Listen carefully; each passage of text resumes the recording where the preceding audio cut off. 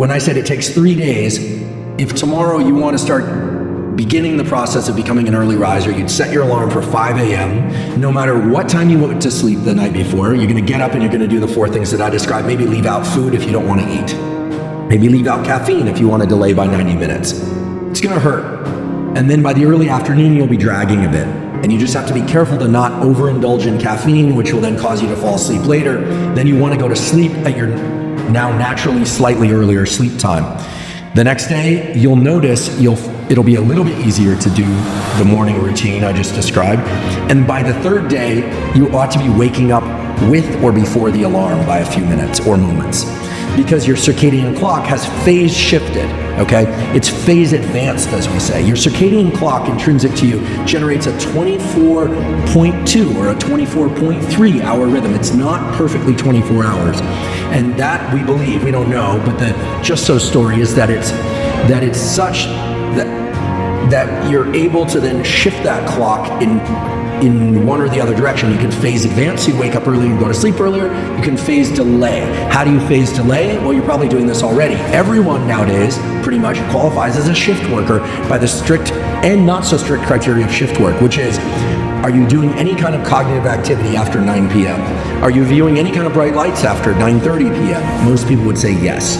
So the diabolical thing about the circadian timing system is that it requires a lot of bright light, ideally from sunlight, but a lot of bright light early in the day to make you a morning and daytime person. Mm-hmm. But it requires just a little bit of bright light, even from an artificial source, after the hours of about 9:30 p.m. till 4 a.m. to quash your melatonin and make it difficult to sleep, or if you sleep, to make that sleep not as effective. There's a simple remedy, however, which is, and this is a beautiful study published in Science Reports in 2022, if you view sunlight in the afternoon, even for 5 minutes or so, could be late afternoon, could be sunset, take off your sunglasses, look in the direction of the sun, so now looking west, you adjust the sensitivity of your retina, the neurons in the back of your eye, such that bright light later at night doesn't have quite as much effect to suppress melatonin. It reduces the melatonin suppressive effects by about 50% or offsets those.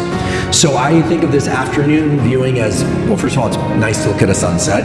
If you're indoors in an environment like this, even if there are bright lights on, get outside for a few minutes before the sun sets. This is especially important in winter. Even if you can't see the sun as an object, get some sunlight in your eyes, and that will at least partially offset the effects of bright light in your eyes at night, partially. And I refer to this more or less as your Netflix inoculation, so that night you can be on your phone or watch Netflix and it's not going to disrupt your sleep as much, but it will still disrupt your sleep somewhat. But let's, unless, like Rick Rubin's very diligent about wearing the red lens glasses, I've started doing that as well.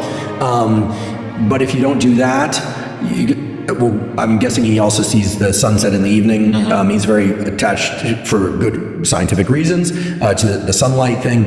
But these are little things that take just moments, right? They're essentially zero cost that can really improve your sleep. But that's how you become a morning person.